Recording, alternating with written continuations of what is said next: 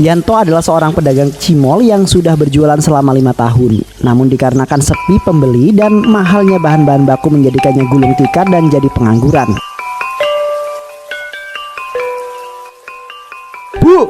Bu, ini mana makanannya? Kok nggak ada sih? Bapak udah lapar banget loh ini, Bu. Pak, kan Bapak udah nggak ngasih uang belanja seminggu ini. Uang belanja yang Bapak kasih bulan lalu itu sudah habis loh, Pak. Mana uang tagihan sekolah anak kita hari ini belum dibayar. Mbok ya Bapak tuh nyari kerja gitu loh, daripada di rumah nganggur. Alah, ibu aja yang boros. Harusnya uang belanja yang bapak kasih bulan lalu itu masih cukup buat makan dan bayar sekolahnya Rini. Dan apa ibu bilang cari kerja? Bu, sekarang tuh ya nyari kerja susah. Apalagi bapak yang cuma lulusan SMP. Bisa dapat kerja apa coba, Bu? Di zaman seperti sekarang ini, Bu. Ya gimana mau hemat toh Pak? Pak, uang belanja yang Bapak kasih aja sedikit. Dan kalau misalnya emang susah cari kerja, mending Bapak jualan cimol aja lagi. Aduh, Bu, harga bahan baku sekarang aja mahal banget. Dapat modal dari mana coba kalau mau buka usaha seperti ini coba? Gimana kalau kita pinjem di Bank Mekar Pak? Katanya Bank Mekar punya Pak Anton, bunganya sedikit loh. Wah, boleh juga deh Bu. Nanti coba sore Bapak ke tempat Pak Anton ya buat pinjem modal, kayaknya bisa itu. Sore harinya di rumahnya Pak Anton. Assalamualaikum Pak. Waalaikumsalam. Mari masuk Pak. Jadi kedatangan saya ke sini Pak untuk mau pinjem modal untuk dagangan saya. Saya rencananya mau buka sebuah usaha Pak. Usaha jualan cimol. Setelah dagangan saya laku nanti pasti akan saya kembalikan langsung dan saya bayar Pak utang-utangnya ke Bapak. Baiklah Pak, tapi nanti sesuai ketentuannya ya. Kalau Bapak tidak bisa bayar, rumah Bapak yang saat ini Bapak tinggali jadi jaminannya. Gimana? Ya Pak, saya berjanji Pak, rumah saya jadi jaminannya. Oke, baiklah. Saya akan kasih modalnya ya. Setelah mendapatkan modal, keesokan harinya Yanto pun segera ke pasar untuk membeli bahan-bahan untuk membuat cimol.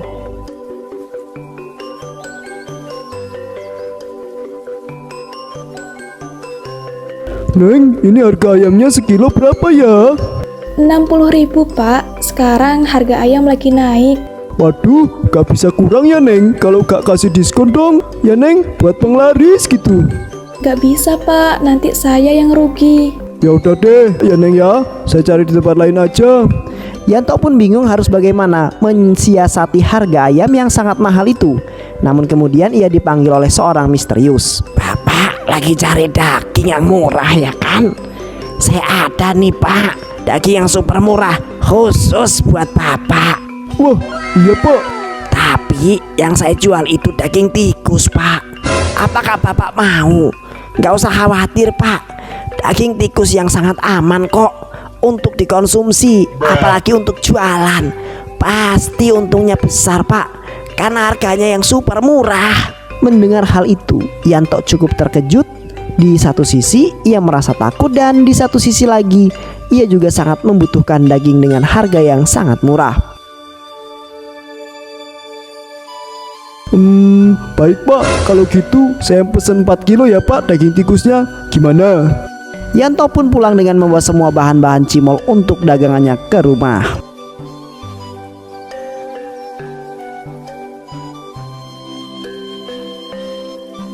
Bu, Ibu, ini Bapak udah beli semua bahan-bahannya Bu. Ayo kita buat cimolnya sekarang. Wah, alhamdulillah Pak. Yuk segera kita buat. Anton dan istrinya pun mulai membuat adonan, namun tiba-tiba istrinya Yanto bertanya, Loh Pak, ini daging ayamnya kok kecil banget bentuknya. Ini beneran daging ayam kan Pak? Iyalah Bu, tentu aja ini daging ayam. Cuma emang ayamnya yang agak ukuran kecil dan dipotong-potong jadinya bentuknya seperti ini. Ah, masa sih Pak? Kok bentuknya aneh gitu loh Pak? Udah toh, percaya sama Bapak, tinggal dibuat aja kok susah amat sih. Banyak-banyak tanya segala ibu ini. Kayak jurnalis aja tanya-tanya kayak gitu. Udahlah Bu, langsung aja digas gitu loh. Biar cepet jadi, akhirnya kita bisa cepet jualan. Tak lama kemudian cimol buatan Yanto dan istrinya pun jadi. Kemudian mereka segera menata dagangannya di dalam gerobak.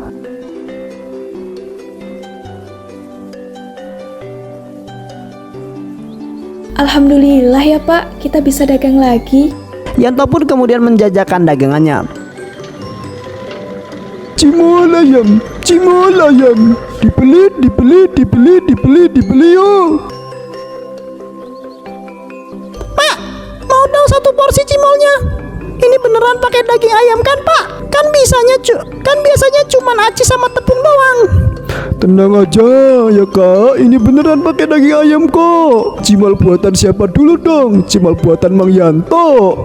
Kalau gitu, saya pesen 2 porsi lagi deh buat saya bawa pulang. Oke, siap pak. Setelah itu pun cimol dengan Yanto diserbu para pembeli karena rasanya yang sangat gurih dan berdaging. Wah, alhamdulillah daganganku ludes, tak tersisa. Aku langsung pulang aja deh. Pasti istriku senang. Seneng banget ini malah kayaknya. Kalau tahu daganganku ini habis bersih, tak tersisa satupun.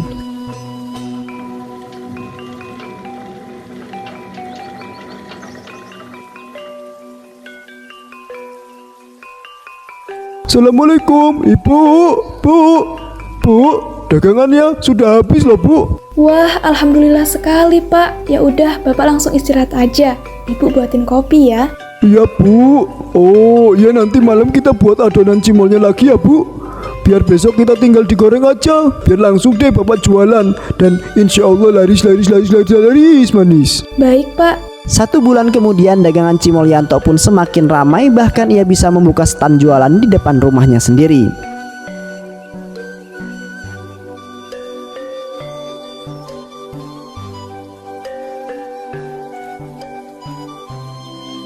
Pak, ini uang hasil jualan kita selama sebulan udah cukup loh untuk bayar hutang ke Pak Anton.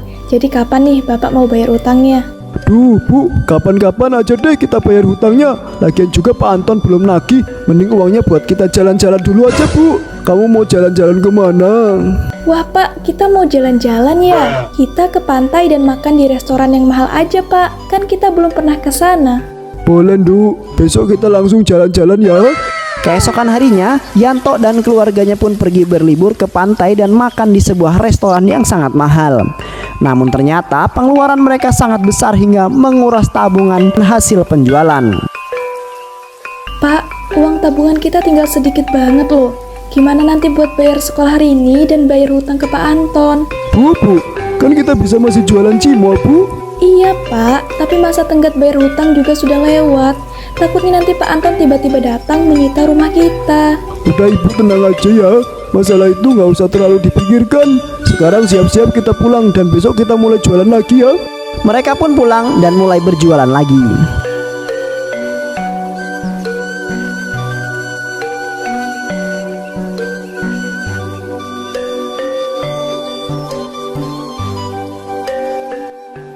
Pak, ini daging ayamnya sudah sedikit loh stoknya. Yaudah, nanti Bapak beli, Bu.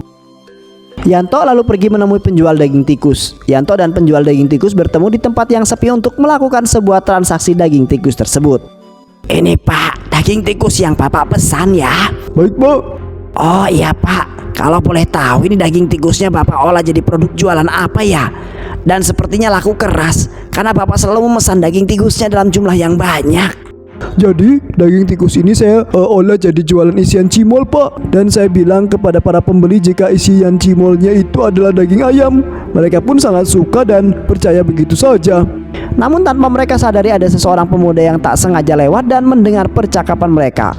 Dan kebetulan pemuda itu kenal dengan Pak Yanto. Astagfirullahaladzim. Jadi Pak Yanto menjual cimol dengan isian daging tikus selama ini. Aku harus segera melaporkan hal ini pada Pak RT dan memberitahu semua warga. Sementara itu di rumah Pak Yanto datang beberapa preman penagih hutang. Yanto, cepat buka pintunya. Siapa ya? Jadi kami utusan Pak Anton, ya Bu, untuk mengambil alih rumah ini karena Yanto sudah telat membayar hutang. Pak, tolong Pak, kasih kesempatan sekali lagi untuk membayar hutang. Suami saya sedang membeli bahan untuk jualan. Tidak bisa Bu, ini sudah perintah langsung dari Pak Anton. Besok rumah ini harus sudah kosong ya Bu. Preman itu pun pergi dari rumahnya Yanto dan tak lama kemudian Yanto pulang dari membeli daging. Assalamualaikum Bu, Bapak pulang. Waalaikumsalam, Pak. Pak, tadi itu anak buah Pak Anton datang dan minta surat rumah kita. Terus besok katanya kita harus mengosongkan rumah ini. Aduh Jan, yang bener Bu. Iya, Pak. Ini semua salah Bapak. Kan waktu itu Ibu sudah bilang kalau harus segera membayar hutang. Tetapi Bapak malah pakai uangnya buat jalan-jalan. Ya Bapak pikir Pak Anton gak akan beneran ngambil rumah kita Bu. Sudahlah, Pak. Mau bagaimana lagi? Ini sudah terjadi. Ibu memutuskan untuk pulang kampung saja. Kalau Bapak terserah mau bagaimana. Baik Bu, kalau gitu keputusan Ibu, Bapak akan tetap di sini mencari kontrakan dan meneruskan menjual cimol. Sementara itu di keesokan harinya Pak RT dan para warga berbondong-bondong datang ke rumah Yanto yang sudah kosong. Mereka marah-marah dan menyuruh Yanto keluar rumah, namun ada yang memberitahu jika rumah Yanto kini sudah kosong.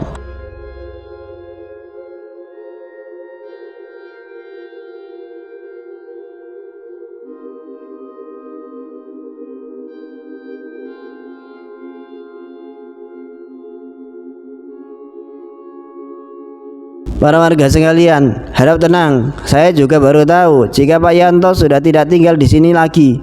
Jadi sebaiknya para warga sekalian pulang dulu. Saya dan Joko akan melapor ke kantor kepolisian. Setelah itu para polisi pun melacak keberadaan Yanto dan akhirnya mereka menemukan alamat kontrakan Yanto yang baru. Sedangkan Yanto masih sibuk membuat adonan cimol di dapur kontrakannya.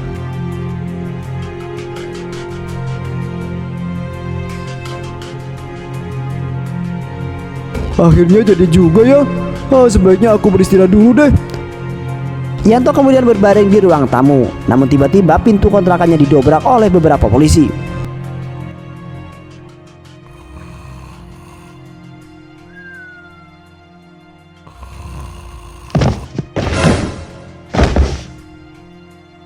Jangan bergerak.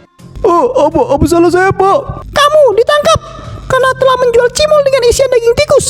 Kami sudah mengantongi bukti daging tikus yang ada di dapur kontrakan kamu. Yanto pun ditangkap dan dibawa ke penjara, dan ketika keluar dari kontrakannya sudah banyak warga yang berkumpul dan ingin mengeroyok Yanto.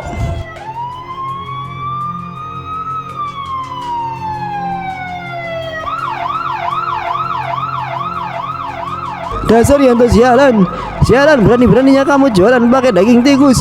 Gak ada otak kamu atau gimana kamu ini Serahkan Yanto ke kami aja Pak Polisi, biar kami hajar Yanto sampai tewas. Kurang ajar, sekali lagi dia menjual cimol sialan daging tikus itu. Para polisi itu pun segera mengamankan Yanto dan segera membawanya ke kantor kepolisian. Kamu akan dikurung di sini ya. Tapi Pak, ini kok ruangan penjaranya sangat sempit dan kenapa cuma saya sendiri Pak? Sudah, diam kamu, masih mending. Tadi kamu nggak mati diamuk warga. Malam harinya Yanto tidak bisa tidur karena keadaan penjara yang sangat sempit, gelap dan kotor. Tiba-tiba ada suara, dan suara itu sangat aneh dari atas pelapon. Hal tak terduga pun terjadi, di mana ada segerombolan tikus yang sangat banyak jatuh dari pelapon dan menimpa Yanto. Oh, tikus, tolong. Tikus itu pun dengan beringas menggerogoti tubuh Yanto. Sakit, tolong. Dan Yanto pun tewas dengan sangat mengenaskan.